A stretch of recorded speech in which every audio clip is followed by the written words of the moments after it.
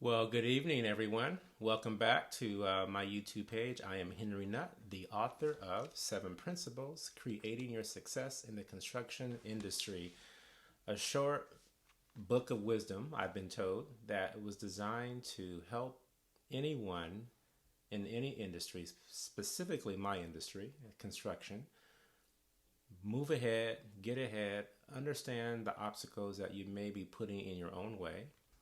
And for some of us old timers who've been in the industry a long time, like myself, for over 30 years, some of us may have forgotten that person that put their arm around us when we were an apprentice or a pre apprentice, and someone came alongside that saw the worthiness in us and decided to support, help, provide guidance, give a helping hand. And sometimes we may have forgotten that support. And so I want to remind some of those superintendents who become kind of crabby and forgot that they needed someone at some point in their career, some manager, some person that saw something in them that decided to put forth an effort to help that individual, help you become who you are today, possibly. So twofold kind of purpose. Hope you can find yourself in one of those ways and again, do that outreach. Our industry is in desperate need of people who want to choose our industry as a career path, not because they have to, not because they're forced to, not because there's no other options, but because it was their first choice. And it's also something that family, parents supported and advocated for, that construction is not for the derelicts of the family, the second class citizens of the family. It's for anyone who chooses to go down that path. If you've been around this industry for the last 5 or 10 years, you've probably heard that. You know that there's a lot of advocacy around construction as a career. We talk about it being the other 4-year degree, for some 5, however long it takes you. But most apprenticeships are about 5 years. Mine was about 4 to 4.5 when I was coming in. But it doesn't matter. It's what we're trying to and really get people to see is this is a worthy career path. So if you haven't been on my YouTube page, I've been trying to break down the chapters of my book. I am now at the 7th chapter, which I need to put my glasses on so I can see here. This next chapter is called learning how to follow first. And so really important that we understand what it means, the word fellowship. What does that look like and what does it mean? And so I'm going to read just a couple of pages in this particular chapter that I think are fitting for this topic, and we'll kind of dive into what does it mean to follow? Why is it important? What are some steps you can take to get someone that wants to input into your life and support you? Why are you worthy? How does someone become worthy of following? And when that person, as a leader, why do they want to invest in your life? There's a part that we all have to play in that whole relationship. So start out with this. So what is the big deal about someone following someone anyway? Well, think about how essential leadership is in life and the workplace. There is usually chaos when there is no leadership. And equally, when poor leadership exists, there are typically people being led astray, which will ultimately lead to confusion. Have you ever followed a poor leader, knowingly or unknowingly? Most of us can recall the disorder it created. So the significance of leadership, good leadership to be specific, is essential to any group or organization. One of the first places to start your journey of being a leader worthy of being followed is to follow another great leader. This person may not be prominent or famous, but if they tend to be a person of their word, have good intentions, and pursues a worthy cause, start with them. Of course, for many, the mere idea of doing this, following someone else, will violate everything you understand and stand for. But remember, this is about making new decisions and going in a new direction with your career. So pride cannot be a part of the equation. So I'm going to stop there really quick and just kind of touch on what what that means to me, right? We can all have different opinions and ideas, but what I'm more focused on is two things. One is you as a person who needs to find someone to follow. And I think in one of my chapters, I talked about being mentored. And if you need to find someone that you may not discover in your circle, you might have to go to the library and find someone because maybe they wrote a book about something they're passionate about. And you have to know the friends that you have. As I mentioned before, show me your friends and I'll show you your future. And so who you hang around is who you become, whether you like it or not. And so very important that you put yourself in position to become a great leader. And part of that is about submission. And that's a word that people don't like to use because it sounds like someone's controlling me. But really what it's about is you controlling yourself. It's about you taking all that you have and knowing when to pause when you have something that you want to say, something that is possibly worthy of saying, but the timing may not be right. And do you know how to administer some self-control in a time when it's necessary?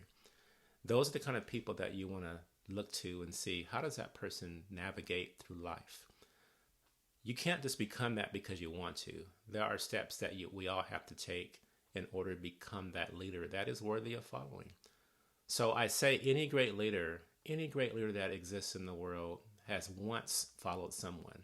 Whether other people knew that or not, they might have had a direct person in their life that they just, essentially, we use the word shadow now, but that person was just there and they got to see them. For me, that person was my parents.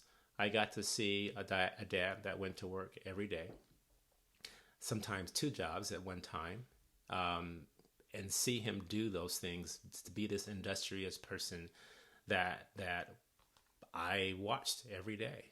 Whether I was intentionally looking at him or just being observant from afar, I knew one thing, that I saw someone being industrious, someone working, someone using their hands, someone trying to figure things out, and that was just my example. And that's the example that I hope to leave with my own children, is someone that not just worked every day, but enjoyed what they did and also provided for the family, but recognize the importance of that work. And so I also had a mother that did the same. She not only provided for us in the home, but she also worked outside the home. And so we got to see, as children in our home, to see industrious people working. And that's one thing where it begins.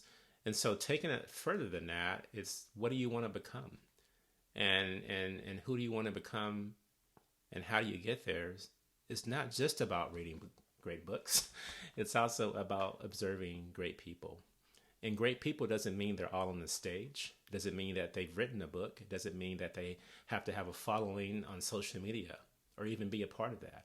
It's just someone that is worthy, someone that you can say, I watched that person do life, and they do something for me by who they are, and I appreciate who they are.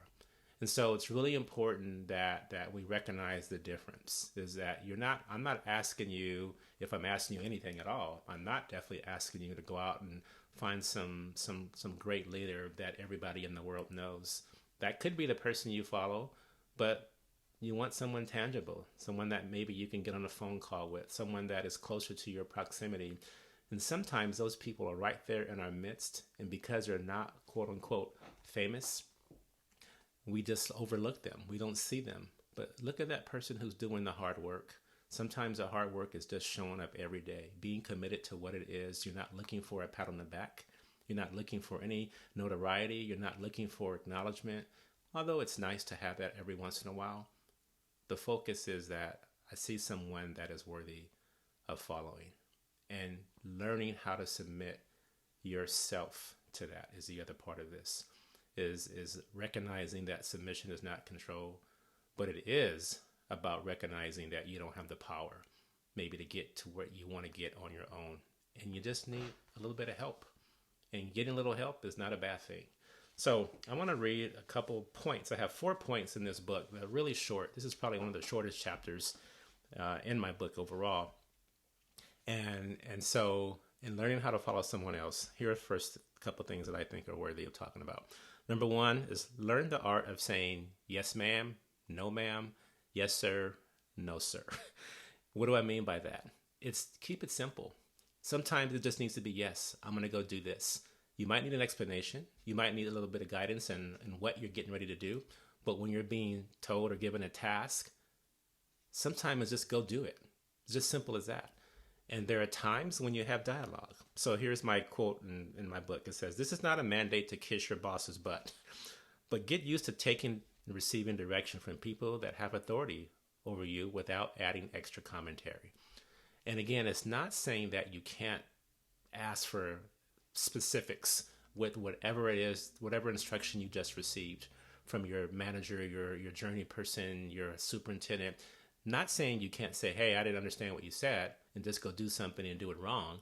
It's sometimes the extra commentary of adding extra unnecessary, and maybe you're not aware that they're unnecessary things, and you need to become aware and saying, "Okay, I'm just going to go get the job done." You got laid out on what you need to get done. Go do that. If you run into an obstacle, then check in with me. That's cool and that's fine. If you can get comfortable with submitting control, holding your tongue at times, and take the direction, you will surpass many others in this business that struggle just with this. You put yourself ahead of people who just want a dialogue, and sometimes for no reason. And everybody knows that person when they're just talking about something and it's absolutely nothing. And you're wasting time, not only your own time, but the other team and your managers or superintendent's time as well. Number two, always show up on time and be ready to go to work and learn. Simple, right? I mean, basic, fundamental thing, but not common. That's why it took me so long to write this book, is because I thought it was all common sense. And I learned that common sense is not common. And so, showing up on time is critically important. I would see when I was a superintendent, when I was running work, the folks that showed up late. Some of the folks I know that run work or run shops now, and they have somebody walking in late.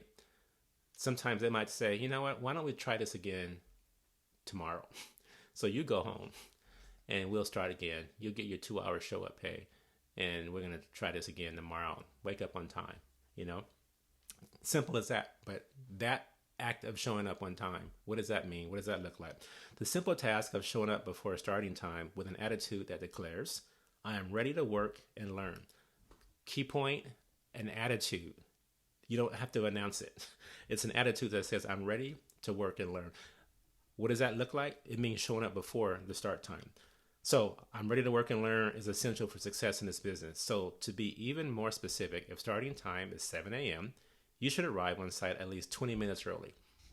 Normally, I was at work between 30 to 45 minutes early. And sometimes I slept in my car because I commuted far and I had to get there early in order to beat all this crazy traffic. So I'd rather get to work early, rest up, prepare my mind for work versus coming in, running out the car and just frantic. And my whole day is kind of affected by that. This will give you time to prepare for the day at a comfortable pace, and I guarantee your boss, your manager, your superintendent will also take note of your timeliness. We don't miss anything. On the opposite end of the spectrum, think about the person rushing to the job site late and unprepared. We all have an opinion of him or her. Do not be him or her. And so really important, just some basic things of showing up on time and how critically important that is and how much it affects your day from the very beginning to the very end. Number three, give your foreperson a reason to invest in you. As I mentioned earlier in part of the chapter that I didn't read, so you have to go get the book, many current leaders are willing and able to invest in others. But the last thing we want to do is waste our time on someone that proves to be unworthy of our time and effort. I don't want to spend time with someone that is just going to ask me 10,000 questions just for the sake of maybe trying to show me that they're smart. Maybe to show them that they know more than I do, which they might. But it might not be the time for you to do that. But we do want to invest in you. We do want to, it's not even about rewarding you. It's really acknowledging that, yeah, your input may matter. But day one, week one, maybe month one, maybe even year one, you got to put some dues in. And we want to see who you're going to become. Who you say and what you claim with your mouth is different than showing up 1 month later, 6 months later, 1 year later, and you're still committed. You're still working hard. You're still focusing on the job. You're still being an asset to our team. And a little secret, we can identify this person, meaning that one who's not going to show up on time or just a bunch of talk, within the first 5 minutes of working with you. So don't blow it or think you can disguise your genuine self. We will see the real you. That's one thing I can say about probably anybody in leadership. We have this radar because part of like our DNA of being effective leaders is that we can read between those lines of who is a fraud. And maybe sometimes it's not very obvious. And maybe it's also based on our own different personalities and how we view the world. And I know that I want to view the world as a person that believes everyone wants to show up and do their best. That's my worldview. That's how I'm wired. But do I know that that's not how everybody is going to walk in their life? Absolutely. But I'm going to give people the benefit of the doubt. So by the time you are dismissed from me because of some infraction, you're dismissed like forever. I mean, it takes a lot to come back because I've given you probably so many chances that most people probably wouldn't. And that not because I'm being overly nice or because I am being frauded by you. It's because I am wired in a way where I want to give people a shot and sometimes a second chance. But there are some people that have blew it with me and they're kind, they're nice. I'll shake their hand when I see them, but I'd never hire them again. You know, and so you end up firing yourself when you work for someone like that because they've given you ample chances. And so these are just some tidbits. These are some basic things, but again, they're not so basic in regards to how often people exercise these kind of characteristics. So the last one here is, so number 4 is work to get the job done, not to earn a paycheck. And I know I mentioned this in one of the other chapters that I've done on the YouTube talk here.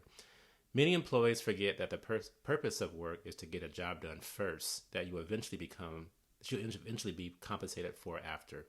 Somewhere along the way, the mentality has shifted in the current workforce.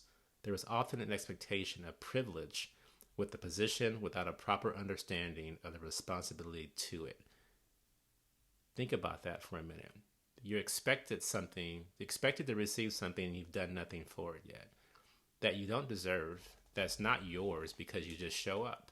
It's work, it's effort, it's time, it's consistency, it's commitment. It's showing that you're worthy. It's showing that you understand. It's showing that you understand what being a part of the team looks like and you're actively engaged in that. You're not perfect. You screw up, you mess up, but you get it right and you don't repeat the same mistakes over and over again. Even being late, as much as that's some people's pet peeve is day one, you're late, you're out. Some people give you another chance and that's okay. It's just that if you take advantage of that and expect someone to continue to say, try better tomorrow, one of these days you're going to get, don't come back tomorrow. And you should not be surprised, but sometimes people are because they're completely out of tune or out of touch with their own walk, their own style, their own personality flaws, and the things that get in their way. So again, we need to learn how to follow and knowing how to identify who that person is to help us become the person that we desire to be. Last couple sentences here. There's often an expectation of privilege with a position without a proper understanding of the responsibility to it. The living for the weekend mentality must die when you begin to strive to obtain a career. But keep repeating the same actions if you just want a job. If you add a mentality of work first and be a team player and follow sensible and safe directions, you will set yourself up for success on your career journey. So that's what I have for you today. I hope this helps some of you. I hope you can share it with someone. Please find me on social media, on Twitter and YouTube and Facebook and X, Instagram. I put snippets of these videos on Instagram, but please share it with others. I took so much time taking this for granted. I still don't think I'm a big shot of any kind. I'm someone that I practice the things that I'm talking about. It's what helped me. It's what helped me be who I am today. It's what helped launch my career. It's what transitioned my job into really a career and something I love to do, and see the benefits and reap the benefits of that after many, many years, decades even. So it doesn't come easy, but it does come. And you just need to continue to grind, to believe in yourself, to stay focused, to don't get caught up in how long it takes for you to get from A to B. Just know you're going to get there. And sometimes what we need to do is identify someone that can become that mentor, someone that we can submit ourselves to say, I want to follow that person. I want them to help me get to where I am. And that might be an actual tangible relationship, or maybe just someone that you observe from afar. But either way, sometimes getting out of our own way looks like us recognizing we are the problem and we need to step out of our own way and get some help. So submission, being submissive is not a bad word. It's really important. If we don't learn it, we'll continue to hit this brick wall that's behind me. And that would be your stumbling block and your reason for continued lack of success in your career and in life in general in some cases. So make it a great day. Thanks for joining me again. We'll see you next time.